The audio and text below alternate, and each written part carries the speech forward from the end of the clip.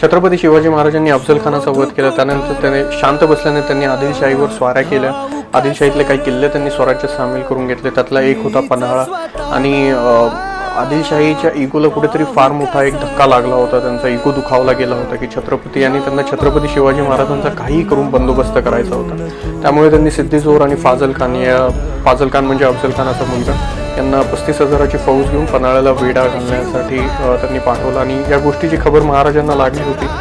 तरीसुद्धा छत्रपती शिवाजी महाराजांनी रयतेचा आधी विचार केला.